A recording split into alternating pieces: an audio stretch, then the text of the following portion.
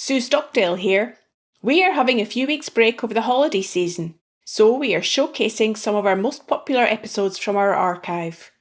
This week's guest is Palwasha Siddiqi, who shared her journey from being a refugee in Afghanistan to becoming a corporate executive on episode 48 in series 6.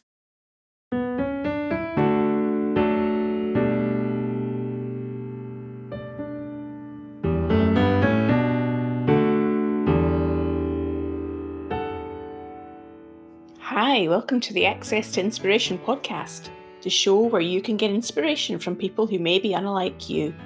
I'm your host, Sue Stockdale, and I'm excited to introduce you today to our final guest in this series, Palwasha Siddiqi. Born and raised in Afghanistan when she was 7 years old, her family fled the civil war and became refugees in Pakistan for over 10 years. They eventually moved back to Afghanistan, and from there she moved across to the USA to study at university, and now has a successful corporate career, as well as developing her coaching expertise. Her story is one of inspiration, resilience, and hope, and I think you'll find it heartwarming. Welcome to the podcast, Palwasha. Thank you so much for having me. Nice to connect. I'm fascinated to find out about your story and your journey. You know, this theme for this series is 21st century change makers. And I know that change from you is involved living in a number of different countries. And your life began back in Afghanistan. So for our listener who perhaps doesn't have a sense of what being a child in Afghanistan is like, I wonder if you can paint us a picture of what it was like before the age of 7 when you were in Afghanistan. Tell us what that was like for you.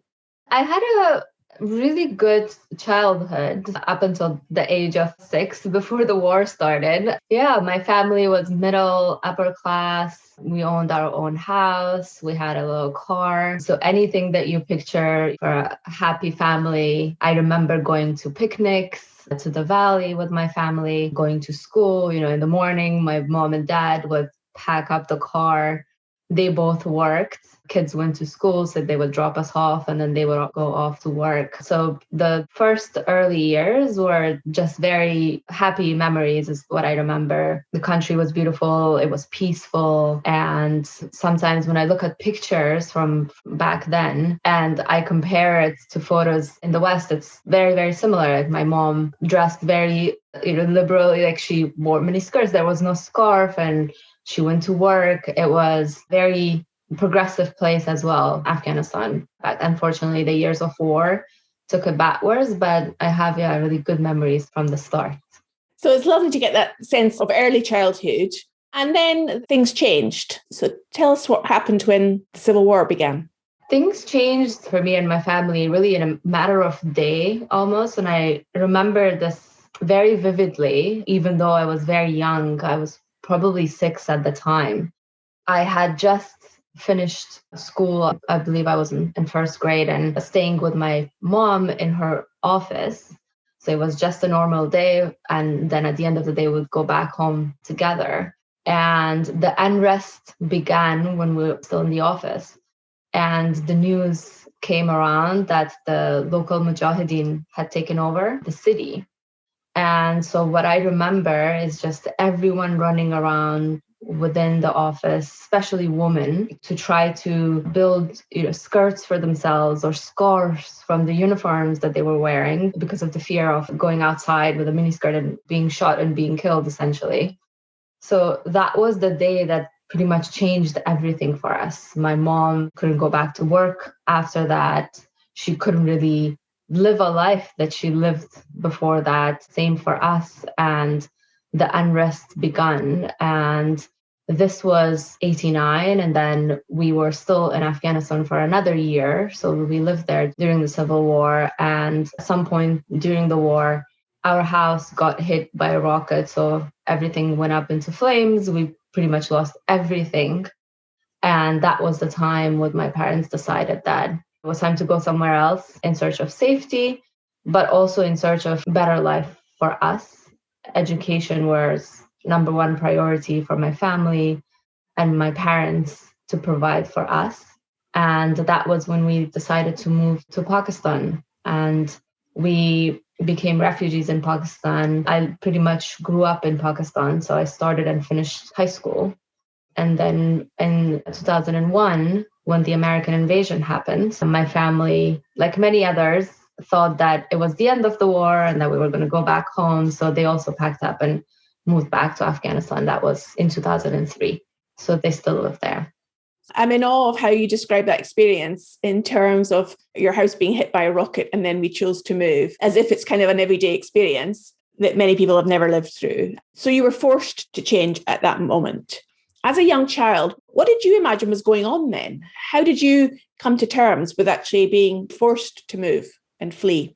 The way that I remember is that everything was happening so fast that I didn't even have time to comprehend what's happening. It was one day we had to leave the office with my mom in such a rush and hurry, and I was looking around and it was chaos everywhere. Then about a week later, my mom and my dad were planning on how to get out of all of this. Later, we lose our house. It was just all go, go, go. All we knew was that we had to find a way to stay safe. It was just thinking about the next day.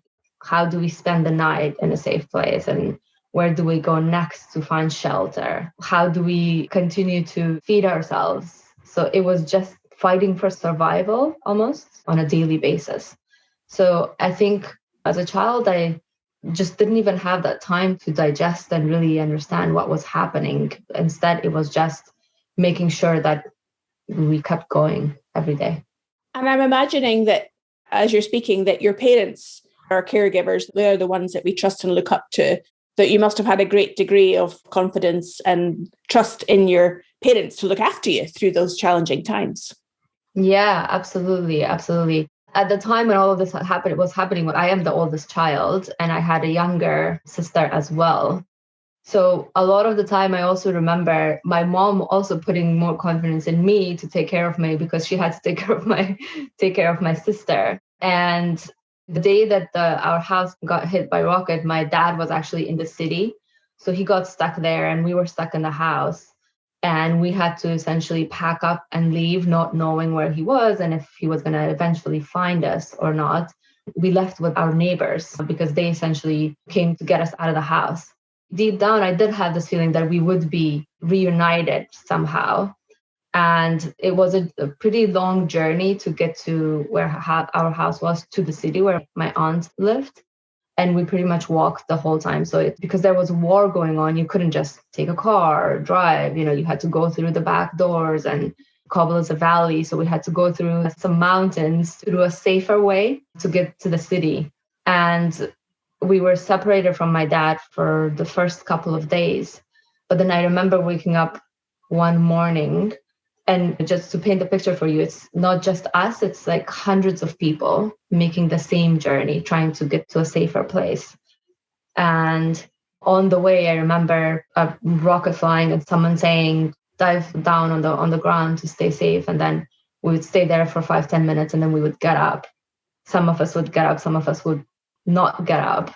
And then we would just keep walking, hiding behind walls and staying overnight in people's houses who had fled as well. So they were just open.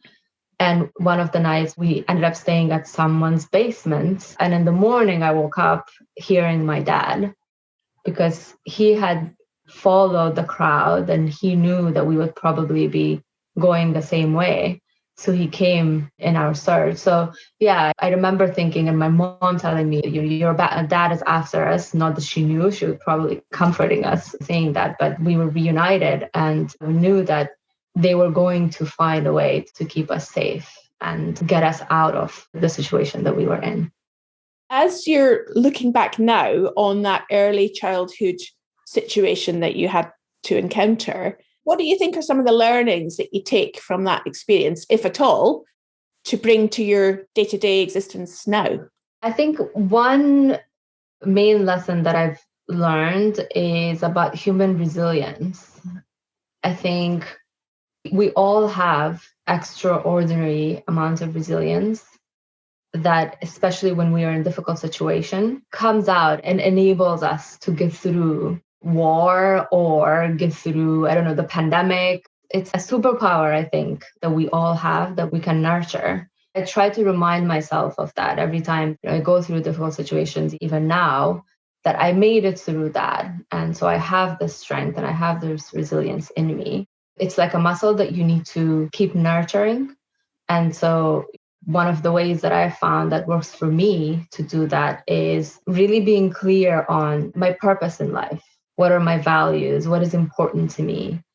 And why those things are important to me, and staying clear on that and what my life is about, what I want my life to be about, and staying focused on that has enabled me and my family back then to get through what we were going through. And I experienced today that doing the same exercise and staying focused on what's important and what my passion and what my purpose in life is gets me through any kind of challenge, no matter what it is.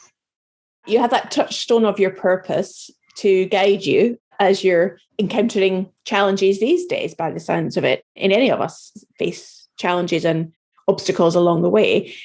I'm curious to know, how would you describe what your purpose is? My purpose, it has changed over time. Right? When I was a young kid, it was all about learning for me and education, especially being born as a girl, as a woman in such a conservative society. I was told from a young age all these things that I couldn't do just because I was a woman. So my passion, my purpose was learning and getting educated. And over time, as I have grown into where I am today now, there's an element of giving back to me now, which is why I'm so passionate about coaching.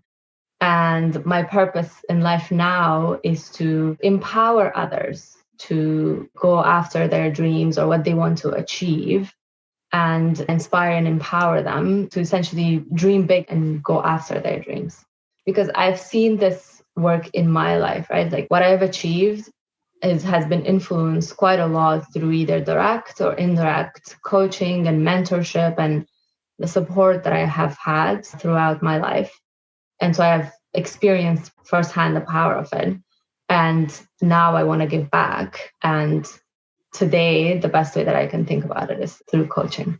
Well, I'm sure we'll talk more about that in a moment. Hi, it's me again. I hope you will agree that no matter what life throws at us, we can be positive and find good in the experience. And Palwasha's got plenty more to say in the second half of this episode. If you're enjoying it, you can also find another 50 episodes almost of inspirational stories featuring guests from 15 countries. So hop on over to accesstoinspiration.org and you'll find them there. Now back to Palwasha.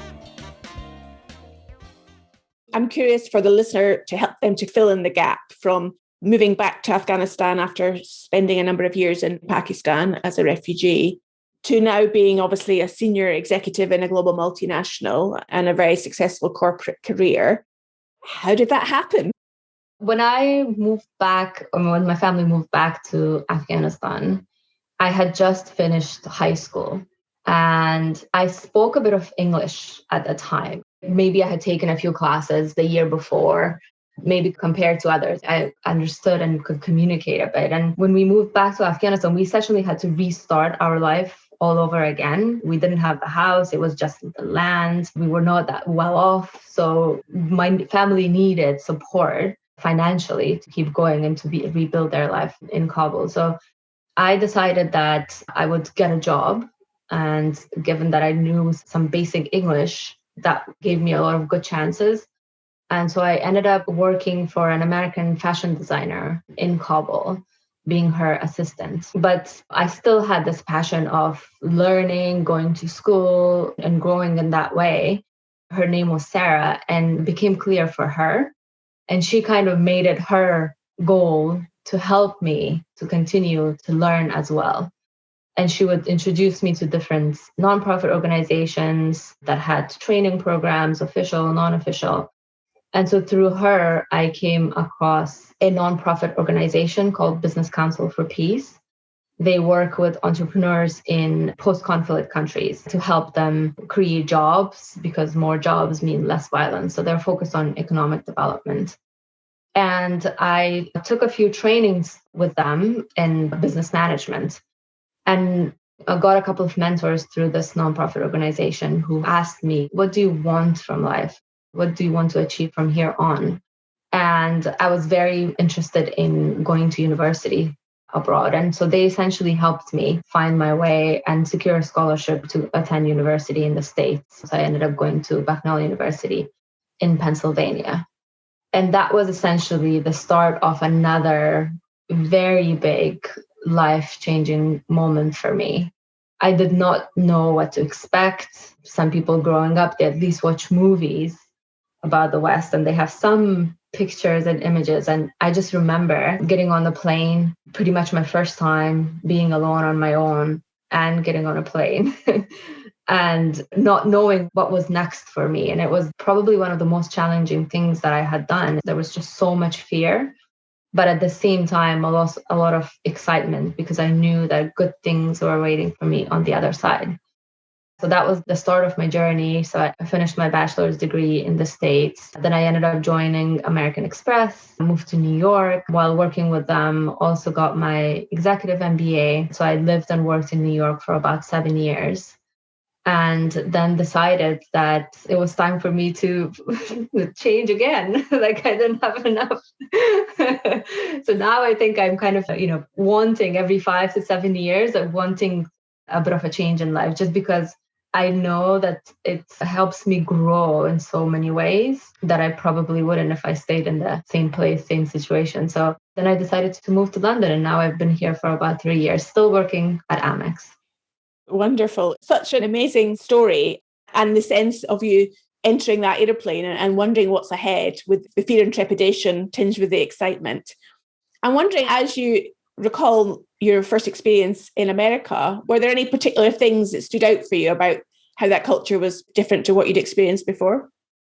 Yeah, I think everything was just so different than anything I had experienced. The university I went to was in a very small town, gorgeous, beautiful. And the town was so small, nothing was happening outside. So everything was on campus. From the minute that I got to the school, I was just amazed by simple things like the amount of greenery around me, because all that I was used to was, I don't know, like a place that was destroyed by war. And then all of a sudden I come to this very well-groomed campus and I just can't even believe that it looks so beautiful. And the closest thing that I had in my memory to that I could match it to was cartoons, little houses, beautiful houses, greenery everywhere. But from there on, I mean, everything was just so different. The amount of freedom, like that was the first thing that I noticed is I always lived in some kind of a fear when I was back home because I was a girl. I couldn't leave the house after a certain hour, or I couldn't leave the house so early. Going on my own to school and going on my own to work, I was taking a level of risk, especially at the early years when we moved back from Pakistan. Taliban presence was still felt a bit around, and lots of kidnapping was happening at the time, especially schoolgirls, because they were trying to make a lesson for others so they don't let their daughters go to school. So it was a lot of risk taking every single day that I was doing. And to leave that and then all of a sudden have so much freedom and abundance of a kind of just life that I had never experienced before. Amazing cafeteria, so much food available. We had a wall of cereal. There was like 20 different types of cereal. and just getting used to that. I was still learning the language because my English was still not good. So just slowly picking that up. And at first I was very quiet, just trying to absorb everything. So when I look back, everything that I went through was just so, so different.